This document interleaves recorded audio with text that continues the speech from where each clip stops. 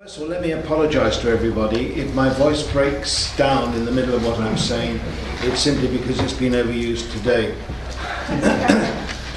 I would like to make a few comments about the situation in Libya.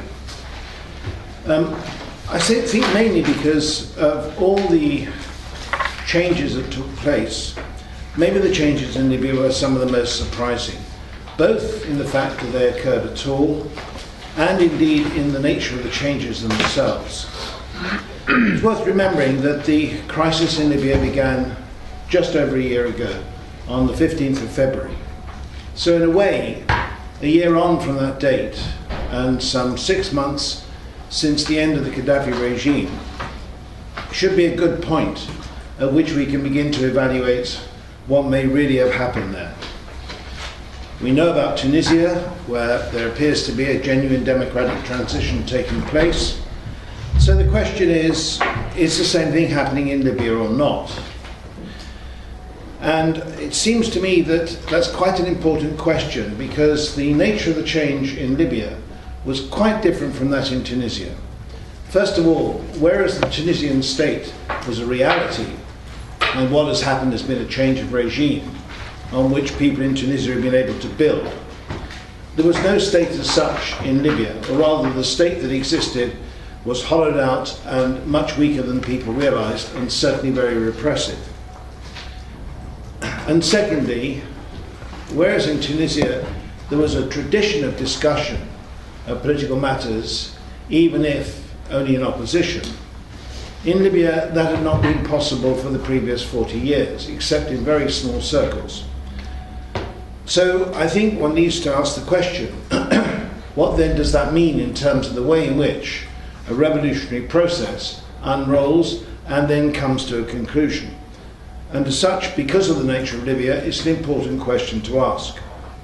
Well, as we look at Libya today, we can make one or two general observations, I think, about the situation there.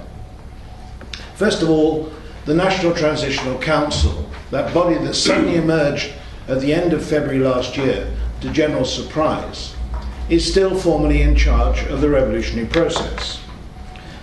However, its authority is being widely challenged, and I'll come back to that point in a minute. Secondly, we know that there is an intention to hold elections in June. There are questions that can be asked about that, and there are some people who wonder whether really Libya will be in a position to hold elections of any kind at all. Nonetheless, the promise is there. Thirdly, we know that despite the very widespread damage that was done during the civil war, and it was very widespread, and although there's been no reconstruction yet of significance, the oil sector is almost restored. It's producing 1.3 million barrels a day, compared with what had been the level of 1.46 million barrels a day before the revolution broke out. But there's anxiety about the security of the oil fields and about their status in technical terms. It's also clear that life in the main towns has returned more or less to normal.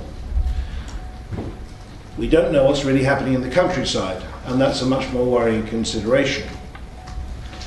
And so, in a sense, there's the appearance of normality re-emerging, but it's by no means certain that that appearance tells us the whole story. So out of that, it seems to me there are three main questions that arise. First of all, will Libya remain as a unitary state? That's the declared intention of all the groups involved, but nonetheless there are growing concerns as to whether it can be true. Secondly, will it be possible for the National Transitional Council, as the formal font of authority in Libya, to be able to reimpose security around the country? And that's by no means clear. And finally, what's happened to the remnants of the Gaddafi regime? Because although it's not a very popular thing to say, the fact is that the regime enjoyed significant support, even in its final days. So those are the three questions I'd like to address. Let me begin by looking at the question of the unity of the state.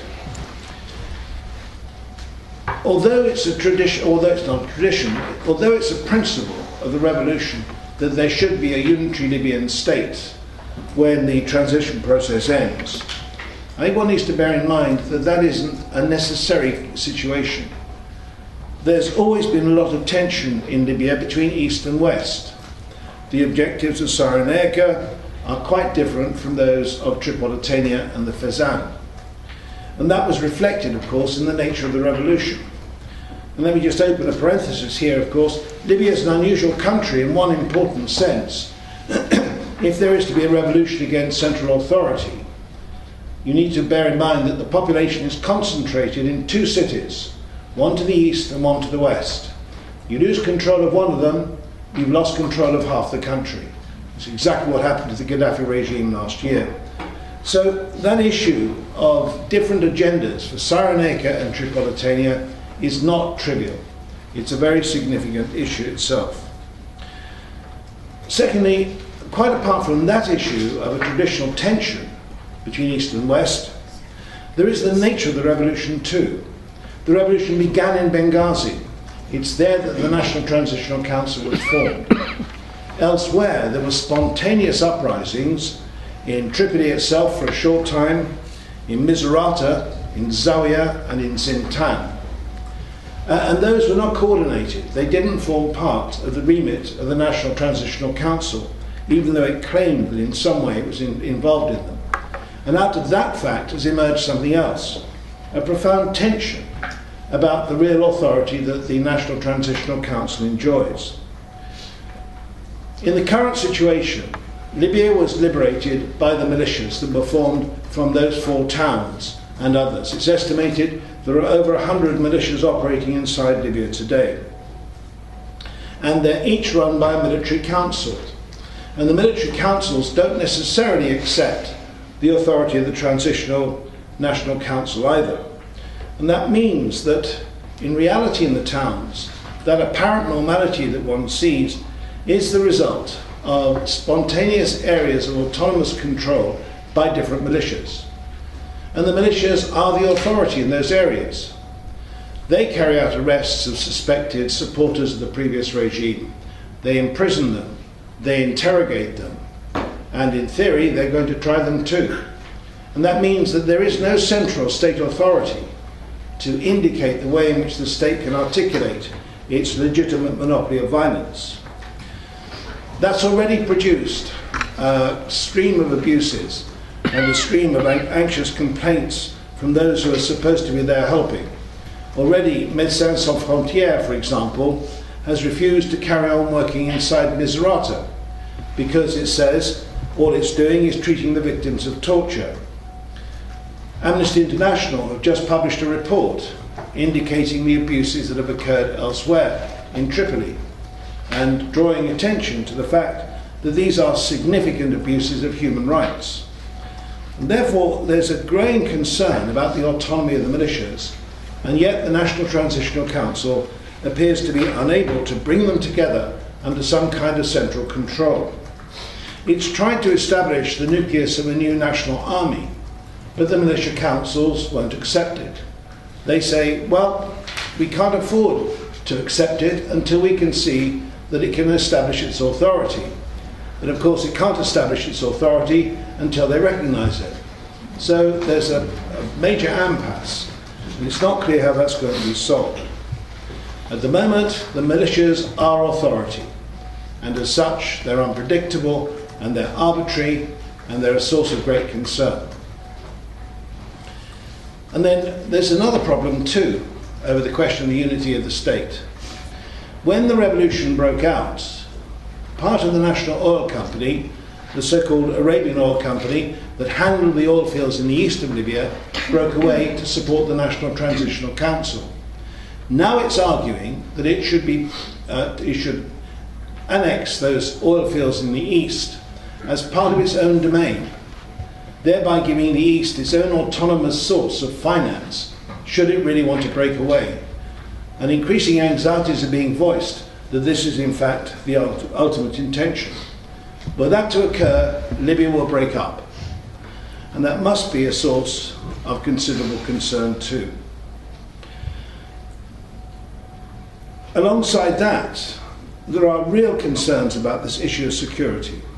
Given the fact that the militias aren't prepared to accept the new army structure, it seems impossible to say how in fact the militias can be persuaded to in some way combine their authority. And to give you an example of what that means, if you go to Tripoli, the centre of Tripoli is controlled by one militia, the airport is controlled by another. Recently, the head of the one militia wanted to travel abroad. He was arrested at the airport by the other. And that gives an indication of the tensions that can arise. Beyond that too, clashes between militias are becoming increasingly frequent. Indeed, in Zawiya, the militias themselves there began attacking a neighbouring tribe on the grounds that it had collaborated with the Gaddafi regime.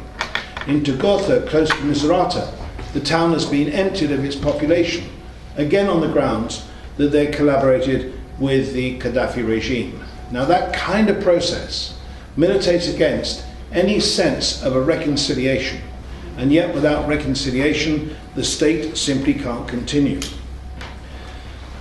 Beyond that, there are other threats which can't be addressed because simply there's no means by which that can be done.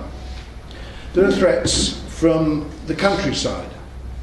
There, in fact, it was alleged indeed by Amnesty International, that remnants of the Gaddafi regime, drawn from the old 32nd Brigade, the special forces of the regime, are rampaging through western Libya, acting without control and threatening local populations. There's a further threat from Saadi al-Gaddafi, who is in exile in Niger, who has threatened to organise a new attack on the south of Libya. There are remnants of the regime too elsewhere that are threatening the borders. And alongside all of that, the National Transitional Council itself is now open to criticism because so many of its members are drawn from the previous regime, and because it's increasingly seen as simply a Benghazi-based operation that doesn't take the interests of Tripolitania into account. And that's extremely concerning because without the old regime, without its civil servants and its officials, there is no talent available to in some way run the new regime that is beginning to emerge. And that's producing further tensions too. There was in January an incident in Bani Walid, a town to the southeast of Tripoli, where it was said that in fact the Gaddafi regime had tried to reassert its control. It didn't. What had happened was simply the local militia there, which came from Zintan, had so offended the local population that they'd spontaneously organised an alternative administration. That was an event that threatened again the authority of the National Transitional Council and of the central government that's trying to emerge inside Libya itself. Out of that, most people have come to the conclusion that the likelihood of new elections in June is very small. And even if it weren't so small, there's a major problem over the fact that there is no tradition of political parties in Libya and no real experience about how to form them. The only groups that appear to have sufficient organisation to articulate some kind of political platform are elements of the Muslim Brotherhood and of the more extremist organisation, the Libyan Islamic fighting groups. Now, although the Islamic fighting groups have abandoned their extremist agenda, nonetheless, the fact that they will be one of the contenders in the elections causes considerable concern. Salafist groups aren't yet a problem, they've only just begun to emerge. But Sufi groups certainly exist and represent another focus of possible political attention. But in terms of the secular parties that should emerge, very few of them are really there in any meaningful sense. And beyond that, the state itself is threatened by its neighbours. Niger, for example, has refused to hand back those who sought exile there and political asylum. In the case of Mali, there's a rebellion which is based on former elements of the Gaddafi regime, which threatens to spill over into Libya itself. Algeria is hostile to the new regime. It too refuses to give up those who sought asylum inside Algeria, and it's increasingly worried about arms being smuggled out from Libya towards the Central Sahara. Those, it claims, will be used to arm Al-Qaeda in the Islamic Maghreb. In recent days, major arms dumps have been discovered inside Algerian territory that are said to have come from inside Libya. So in effect, Libya is becoming, as it were, a political vacuum in the centre of North Africa, causing considerable anxieties to all surrounding states. And then there remains one final concern: what the real import was of the NATO-backed intervention last year. Was it really just an intervention to protect the civilian population?